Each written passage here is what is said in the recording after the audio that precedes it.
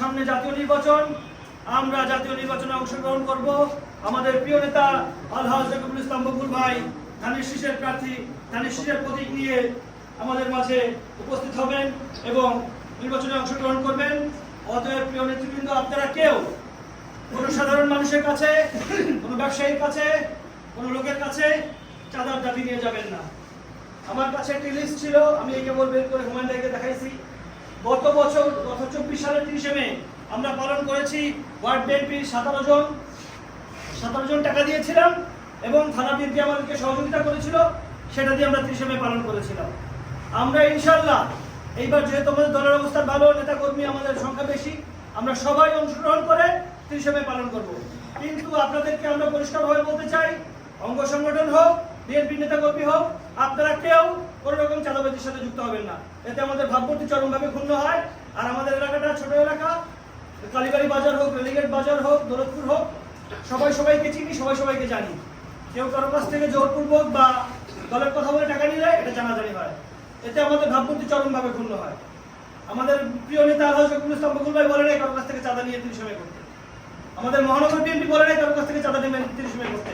আমাদের এখানে থানা বিএনপি সভাপতি সেক্রেটারি আছেন, তারা, আমরা তো এখন অবস্থা ভালো, গত আমলে তারা প্রত্যেকটি ওয়ার্ডে যে ওয়ার্ড যে দাবি করেছে তারা সেই সাহায্য করছে, তাদের সেই সক্ষমতা আছে। এখন তারা ইনশাআল্লাহ আরো বেশি করবে। কিন্তু আপনারা কেউ এখনো বাজে কাজের সাথে সম্পৃক্ত হবেন না। প্রিয় নেতৃবৃন্দ, এখানে স্থানের বিষয়ে কথা আসছে যে আমরা কোথায় কোথায় 30 মে পালন করতে পারি।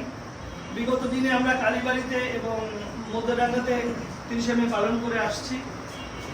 মধ্যডাঙ্গা এবং মধ্যডাঙ্গা এবং কালীবাড়ি উভয়ই ভালো জায়গা, উভয়ই আমাদের বিএনপি নেতৃবৃন্দ অনেক উপস্থিত থাকে, এখানে আমরা করতে পারি। এবং রেলিগেট যেহেতু মেন রাস্তার পাশে আছে, যেহেতু বকুল ভাই প্রোগ্রামে থাকবেন, সেহেতু ওনার বহর নিয়ে যেহেতু আসবেন, উনি রেলিগেট থেকে আমরা যদি অনুষ্ঠান করি বিতরণ করে অন্য দিকে চলে যেতে পারবেন, এটা ওনার জন্য সুবিধা হবে। আপনারা এই বিষয়টিও মাথায় রাখবেন। প্রিয় নেতৃবৃন্দ, আরও কিছু প্রস্তাব আসছে যে মসজিদে বা সেন্টারে এমনভাবে করলে ভালো হয়। প্রিয় নেতৃবৃন্দ, শুক্রবার জুমার পরে জামে মসজিদে সাধারণত প্রচুর লোক হয়। আমরা যদি ওইখানে দিতে যাই, একটা মসজিদে 2-3 র‍্যাক করে প্রয়োজন পড়বে খাবারের, তো আমরা এত মনে হয় দিয়ে সংকলন করতে পারবো না। এই জন্য ভালো হয় আমাদের 8টি সেন্টার আছে, 8টি সেন্টারের যে দায়িত্বপ্রাপ্ত লোক আছে, আমরা যদি তাদেরকে দিয়ে দিতে পারি তাহলে জিনিসটা ডিসেন্ট্রালাইজ হয়ে যাবে এবং সবাই জানতে পারবে ওয়ার্ডে যে 30 মে হয়েছে।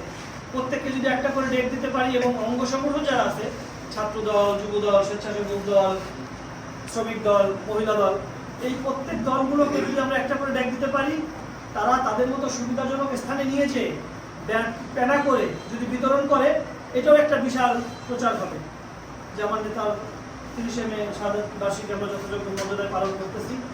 এই বিষয়টি মাথায় রাখবেন। প্রিয় নেতৃবৃন্দ, এই বলে আমি আমার বক্তব্য শেষ করছি।